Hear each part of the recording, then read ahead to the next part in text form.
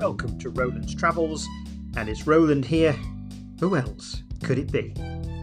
The story of the Derbyshire village of Eyam during the Great Plague of 1665-1666 has always fascinated me.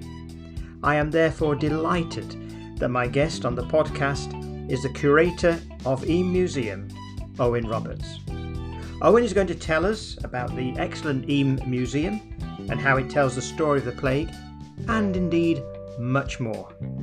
Stay tuned, don't go away. So I'm very pleased to welcome Owen to the podcast today. Hello Owen, how are you doing? I'm very well, thank you. Hello Roland. Brilliant. Well, I'm pleased you've given up some time to talk to us today. A few questions we've got for you, Owen. So if we could just start off, really, it's always nice for our listeners to know a little bit about those people I'm interviewing. So can you tell me a little bit about your background and how you came to be the curator of Eyam Museum? Yeah, of course. Yeah. I started at the museum in February 2020, so about 2.5 years ago, just before lockdown was announced, but we'll probably come back to that. So I'd previously worked for the Methodist Church of Great Britain as their National Heritage Officer. And prior to that, I'd worked at the Heritage Lottery Fund, as it was then. So I've sort of worked in heritage for a number of years, but in different sorts of roles. My role at the Methodist Church involved working with Methodist museums and also being the advocate within the Methodist Church for heritage, essentially. So representing Methodist heritage in sort of other heritage in the heritage sector, and representing in the church world the sort of heritage voice. So it was so sort of I've done that, and I also I've had quite a varied sort of career, really. I did work in the NHS for a number of years, but my first love, if you like, was always history, and eventually when I got into my 30s, I was able to turn my career in that direction. So when I my first degree was in English, but I subsequently obtained a master's in public history and heritage. And so, Eyam Museum was my first, was the first role I'd had that was committed to one museum, whereas previous ones had been working with a number of different heritage sites. So, yeah. Oh, that's good. It's nice to find out a little bit about how you've got to be where you are. So that's excellent.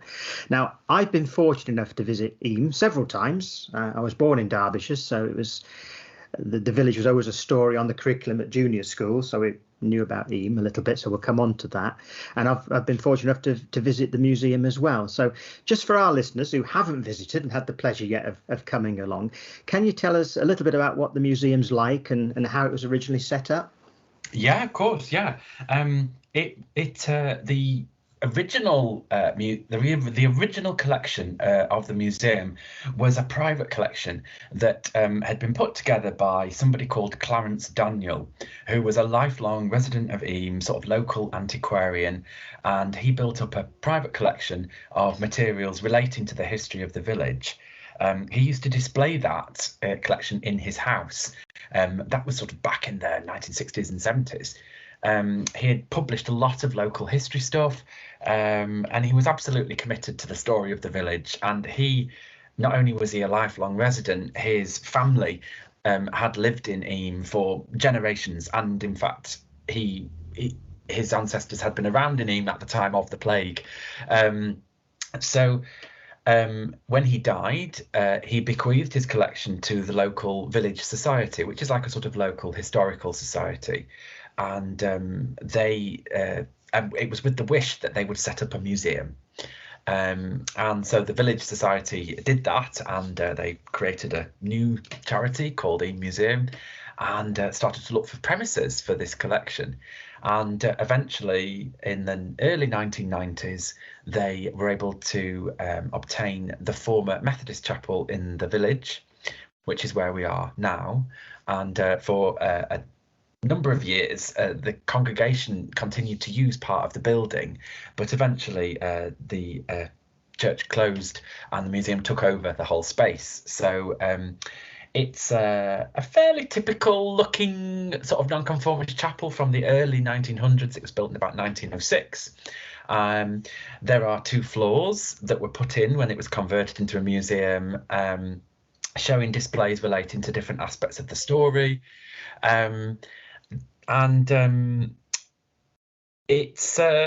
It's quite small scale in terms of the infrastructure. So as a charity, we have a board of trustees, who employ the staff. There is myself, a curator. I'm part-time. Everybody's part-time, and we also have a part-time manager and a part-time shop manager, plus a cleaner and maintenance and bookkeeper. But we're quite small staff team. If you add us all up together, we're not quite 2 full-time members of staff. So it's quite so we run. So a lot of the staffing depends on volunteers. We have a large team of local volunteers who help keep the museum going on a day-to-day basis. So although we're quite small scale in that respect, we're not, in terms of our visitor numbers, we're quite large. We get a large number of visits every year. We average about 30,000 a year, which of course keeps us very busy and makes us a very successful museum. We're very well visited in that respect, as is Eyam. Eyam receives many thousands of visitors every year, people eager to explore, and obviously it's in the Peak District, which attracts lots of tourists anyway, and within the Peak District we're probably one of the most visited villages in the area, because of our story, if you like. So I hope, does that give you a bit of a flavour of sort of the setup? Yeah. I think one of the things that you mentioned, it's a small museum, and standing outside of it, looking at the front, and I've experienced this myself, you think this isn't going to take me very long. This is going to be one of those little small village or little town museums that's 1 or 2 rooms, and it'll all be over in 10 minutes. But you do have the TARDIS effect, don't you? So if you'd like to tell us a little bit about the sort of displays you've got in there. Yeah, of course. Yeah, well, our main display is the story of the plague. So we introduce you to what is plague, where plague came from, and then we have numerous displays which give the experience of the village during the plague. That takes up most of the space within the museum. It's currently spread across the ground and the first floor, but we also have displays about the later history of Eyam, the 18th and 19th and early 20th century, the industrial heritage and the sort of social history of that period. And we've also got a small display about the geological history of Eyam. We've got lots of rocks and minerals and fossils and things, which we display as we don't display all of them. We have a lot more in our collection than we display of that, and we also have we currently have an exhibition about the First World War and about Eyam's experience during that period. To see, quite a lot to read. And so we say to people it will probably take you anywhere between 3/4 of an hour to 2 hours, depending on how much appetite you have for how much you want to absorb in terms of the information we present. Yeah, that's right. Well, I highly recommend it, and obviously one of the reasons I wanted to interview you is because of not just the story of Eyam, but the fact that your museum tells the story so well, and that anybody visiting, and you're right next to the main car park that most people are likely to park in. All the signs taped into that car park. So and the public toilets. And the toilets as well. So all facilities are available. Yeah. That's brilliant. Now, Eyam actually is mentioned a lot in TV programs. In fact, there was one the other night came up again about the plague generally, and Eyam gets a mention in that documentary. So particularly since COVID came along, obviously Eyam's probably attracted people for that reason, as you mentioned earlier. But would you like to just summarise the story of Eyam with regard to the plague and why it's so common? Yeah, of course. Yeah. So the plague came to Eyam in 1665, and it came in the August-September of that year, and the first deaths took place in early September. By the end of October, 29 people had died. It seems to have arrived, the earliest accounts tell us that it arrived in a box of tailor's materials, in other words, contaminated materials that were to be used by the village tailor, that had been delivered from London. London, of course, in 1665 was undergoing one of its most serious outbreaks of plague. The tailor's materials, it's sometimes thought that it's actually cloth, as in material, but it's probably not cloth. That's a bit of a misunderstanding. The earliest accounts refer more to materials in the sense of probably old clothes that were going to be used as patterns for the tailor to copy, rather than bolts of cloth, as it were. But there are slightly different accounts of that. But the idea being that that cloth was contaminated, that when the box was opened, the materials were a little damp. They were put out to the fire, put in front of the fire to dry. And this is where we get some of the theories about where plague comes from and how it's spread. But it's understood that the fleas that were carrying the bacillus were in there. Now, there is actually subsequent research that has come out in more recent years that suggests that the plague can be carried by human lice, as well as, so it's not necessarily just rat fleas, it can also be human fleas and human lice. And hideously, that the plague can survive in dead lice and in the feces of dead lice, which actually gives a lot of weight to the idea of cloth from London, despite having travelled, and the journey from London to Eyam in 1665 would have taken several days. That idea that actually does add weight to that the contamination remains live, if you like, even despite that journey. However, I digress. So you have, by the end of October 1665, 29 people have died. But then over the winter months, the plague seems to die down. It seems to sort of fade away, as often happened in plague outbreaks. But it flared up again in the late spring, and by June, the figures rocketed, and it felt that something needed to be done to manage the outbreak. So it seems at that point in June 1666, the decision was made to sort of close the village off. So nobody could leave and nobody could come in. And on one level, this worked, as the plague did not spread to the wider area. It remained in the village, but it came at a price, because by the end of that year of 1666, 260 people had died. Now, the village population at the time was about somewhere between 700 and 900. So you're looking at somewhere between a third and a quarter of the village population being killed. And in some cases, whole families were wiped out. In others, you have interesting scenarios where one family member survives, but the others died. But that's a large proportion by any measure. And the final death took place, the final burial seems to have taken place in the 1st of November. Of 1666. So the entire outbreak lasted for just over a year, but with a sort of lull in the winter months. And it seems that the village closure took place for a portion of that from sort of June till November-ish. It's quite well documented in the parish registers. We have the burials, and it's indicated which are plague deaths, because there were still deaths of other people who died for other reasons.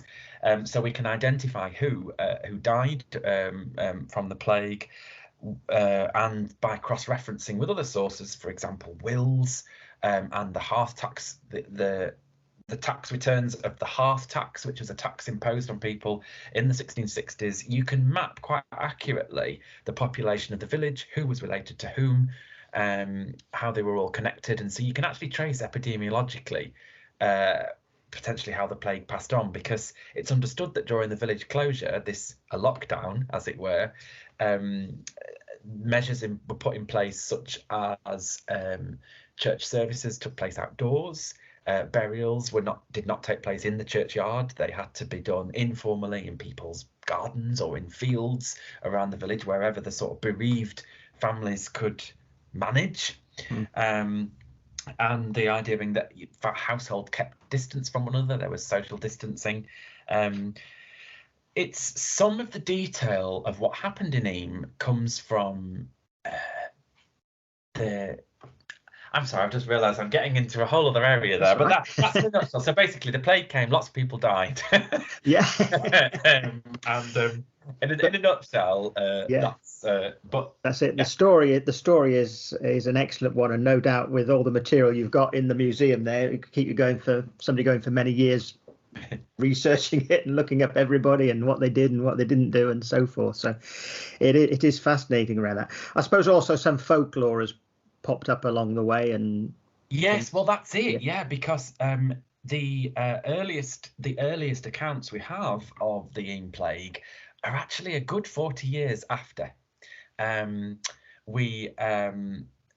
terms of sort of primary sources from the time of the plague, all we have are the burial records, the parish register, the wills, as I mentioned, of people who died, a few letters that were sent by the rector, William Mompesson, who appears to have taken a lead role in managing the village quarantine. But the sources from that period, are quite limited. The first accounts appear in the early 1700s, so we're talking, like I say, a good 40 years afterwards. There are two main accounts from that period. One was from a London-based physician who knew William Mompesson's son, and received information from him about what had happened in Eyam. But there's also an account given by a local writer who was a famous religious leader among dissenters, who was called the Apostle of the Peak, William Bagshaw, who was a local dissenting minister who wanted to talk about the experience of dissenting ministers in that area. And he talks about Thomas Stanley, who was William Mompesson's predecessor. William Mompesson being the rector of the village, but who was quite new to the village when the plague came. But his predecessor was Thomas Stanley, who had been ejected from his living in 1660 after the restoration of the monarchy. So after the Commonwealth had ended and the monarchy was restored, the Church of England dismissed all its dissenting clergy. This is a rather complex bit of church history, but it had quite an impact in that you have the restoration of the monarchy in 1660, and you have an Act of Uniformity with a new Book of Common Prayer. So the Church of England would have to all sign up to the same set of beliefs, and those clergy which did not subscribe to the beliefs set out in the 1662 Book of Common Prayer were ejected, were dismissed, and 2,000 clergy lost their livings in that period, and Thomas Stanley was one of those. So they became dissenters, having previously been part of the established church, but the rules changed and they were out, as it were. So William Bagshaw, in his account, refers to Thomas Stanley as something of a local hero. So we have, from the two earliest accounts, reference to the clergyman, but with a different emphasis as to. So it can be. So even early on, there are already there are slightly different versions of events. And then subsequently the story gets picked up by a later rector of Eyam in the 18th century, who writes about it, and his daughter, Anna Seward, who became a quite well-known poet. She published in it. So in the late 1700s, there were some other accounts that were published, and then it really takes off in the early 19th century. And there was a particularly famous account by William Wood in the 1840s, which captures a lot of the tradition and the folklore that had developed in the previous 200 years and reports it as fact. Yes. It's a problem, isn't it? Yes. Yeah, and of course those stories, that folklore, has then inspired many novels and plays. And there was an epic poem that was written in the early 1800s about the Eyam experience. So it's inspired an awful lot of creative literature, to the extent that it can be difficult to identify, well, what really happened, or how can we even find out what really happened, And so it's something, in the way that history is, it's made up of lots of different versions and accounts and perspectives, and it can be very hard to identify facts. What is fact? But yeah, so trying to cross-reference, isn't it, and go back as far as you can, and then cross-reference with other people. Yeah. But even then, of course, not all records survive. Which records survive, which don't. So it's Eyam is a really good example of how stories develop, and how folklore develops, and how difficult it can be to separate. How difficult it can be to sort of separate, folklore from factual. What to identify. So it's that's quite. But people are often aware of the story of Eyam because of those stories. Like there was the play called Roses of Eyam that was written in the 1970s that had a very famous television broadcast, and has also been produced on the stage many, many times. And a lot of people know the story of Eyam from that play. And the various novels of the 20th century that were about the experience. So lots of people have heard of the story and are quite interested in it. This idea of the village closing itself off in order to prevent the disease spreading more widely. It's quite an intoxicating story. Yeah, it is, absolutely. Well, they condemned themselves to death, virtually most of them, didn't they? In the sense that they could have run off and escaped and hopefully not caught it, but they all stayed, and as a result. Yeah, well, but Did you they? see, we don't. There were people who left, and there were windows because the closure seems to have been introduced in around the June time. There was time before that to leave. They could have gone. And indeed, the Montpessons sent their children away. So there were people, and even within the folklore, there are stories of people who broke cover. Somebody who went to Tideswell, the market town nearby, and was escaped, got to Tideswell, was recognised in the market, was recognised as an Eyam person, so was chased out of the town.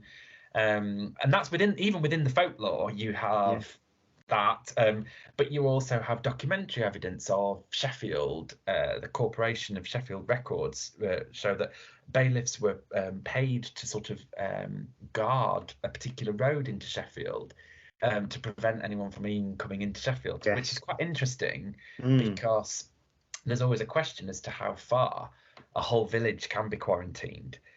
How on earth do you do it? I mean, unless you've got an army who can surround the village. Surround it, yes. How can it be enforced? No. So that, but then you also, I think, often Eyam is talked about in terms of sacrifice. But I think I avoid that term. I think that's a rather difficult term because sacrifice implies a degree of choice. And how much choice did everybody really have? Though, you may, those who had no resources, where else would they have gone? Those who didn't know anyone outside the village, if their whole family lived in the village, where would they have gone? Or they might not have wished to have, if they had relations elsewhere, they might not have wished to endanger them by, So I think it's difficult to talk about choice. It's difficult to talk about sacrifice because you can't really be clear.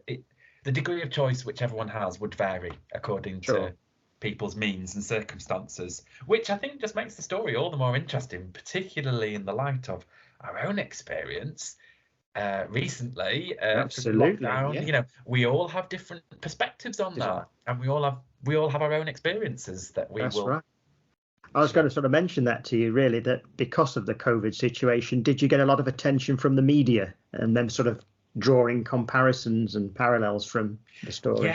Yeah, very much. I mean, when I said at the beginning, I was appointed just before lockdown in the February of 2020, and on my first day, I was told Canadian National Television are coming next week. I hope you'll be able to do an interview. Radio 4 will tonight want to book in to talk, because of course in February we were all talking about this new virus, and so people internationally were already interested in that famous example of a community quarantine. So yeah, so from the minute I began, and of course it's quite funny because having worked in previous museum sectors where often you're just desperate for some media interest, to be in a place where without any effort at all, you've got, like I say, Canadian National Television wanting to come over and film, as well as all the sort of things like the Washington Post, you know, things like that. It's, as well as, you know, national television and stuff, BBC stuff. Everyone was very eager to explore the parallels. And I think that previously the story of Eyam, people have thought, well, what must that have been like? What must it have been like? And we've kind of had our own taste of it now through lockdown, which has just made people even more interested. So yeah, it's very much, it was very timely. Great publicity. Well, but rather, were it not such a grim and very, you know, a sort of tragedy, it worked out well for you anyway. That's it. Absolutely. It's brilliant stuff. Now, I speak to a number of people that work. I like to visit museums. So I'm often talking to people at museums, if not the curator, the volunteers and so on. I particularly like the small museums like Eyam. In fact, I went to one the other day, a little museum in a small village in Wiltshire.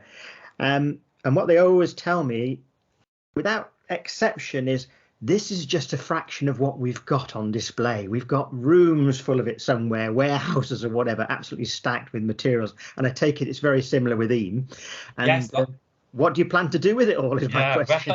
Well, that's it. You see, since the Clarence Daniel collection was bequeathed to the museum, since that was the sort of founding part of the collection, it has actually doubled in size. And so we've now got about 5,000 items. And we only display about 100 of them. So a lot of those items are, and within that I include things like photographs, and also fossils, and we've got a large collection of clay pipes, for example, which were found, sort of archaeological finds, plus a lot of what we call ephemera, so papers, documents, things that were not necessarily created to last forever. So we've got a number of objects that relate to the industrial heritage of Eyam in lead mining, in textiles, because there was a significant textile industry. There was linen and silk weaving, and then later there was shoe making, boot and shoe making. So we have a lot of materials that relate to those industries. In terms of the plague, although the plague is our main story and the main reason that people visit, that's actually the part of our collection that we have the smallest number of objects that relate to it. So we have, for example, 2 grave markers that were found in fields where, as I mentioned, when the plague dead were buried informally in gardens and fields rather than in the churchyard. And so the only marking was like a small stone that had a cross sort of gouged into it.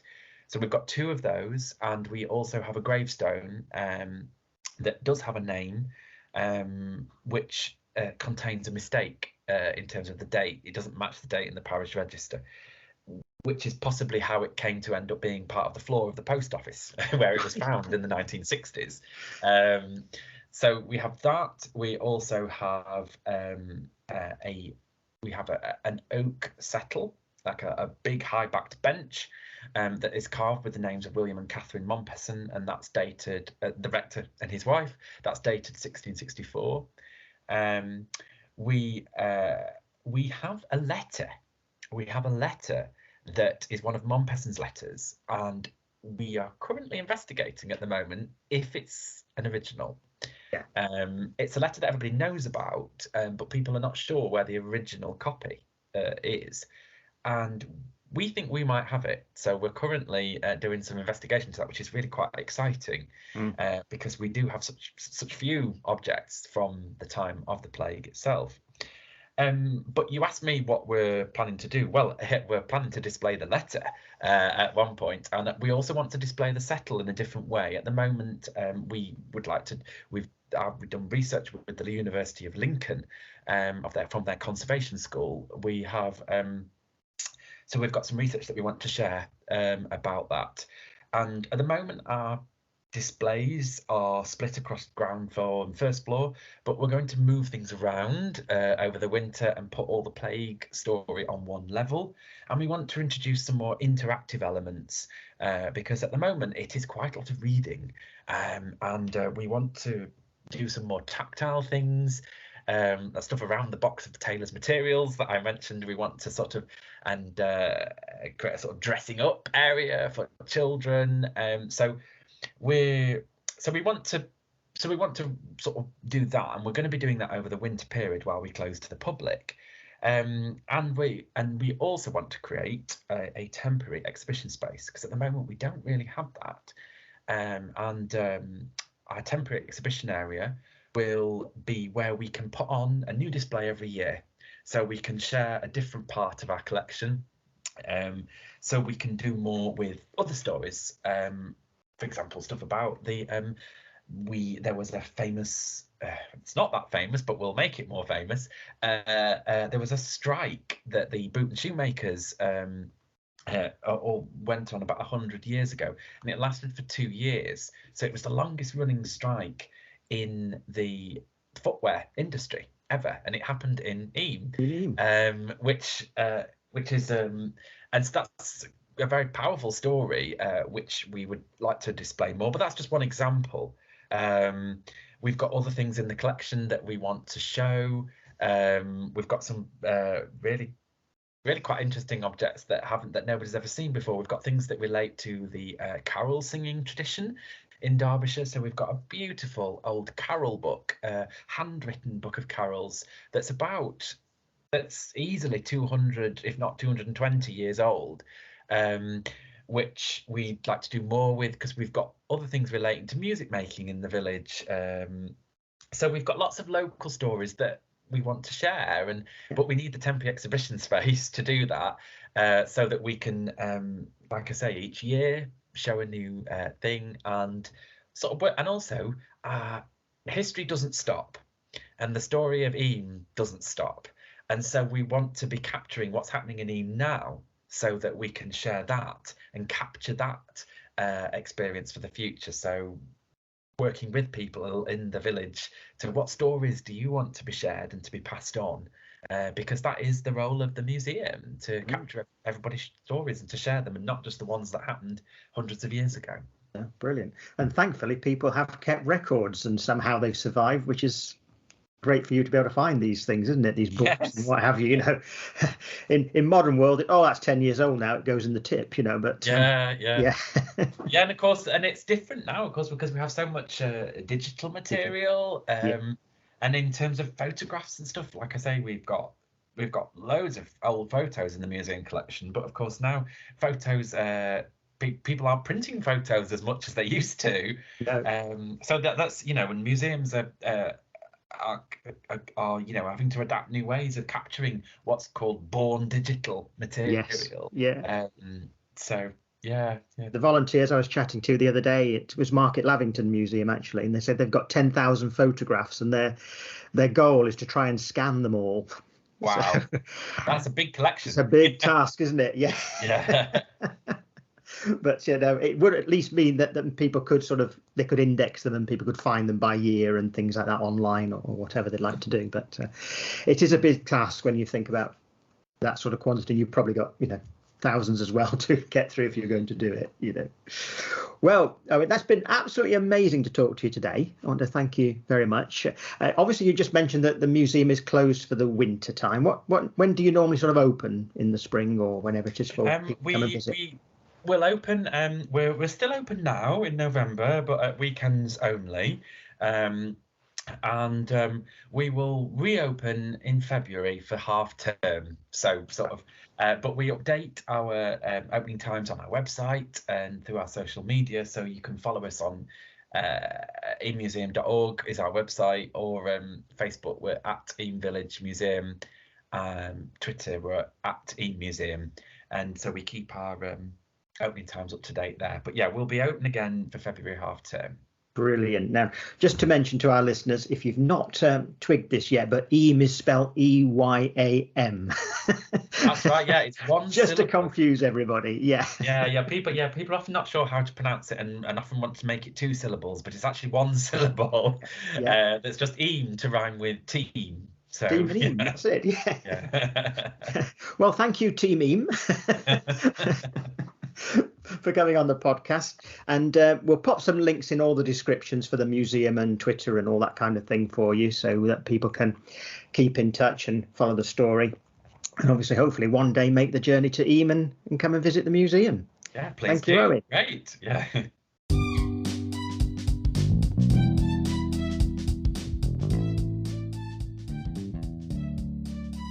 Once again, I would like to thank Owen for joining me on Roland's Travels podcast.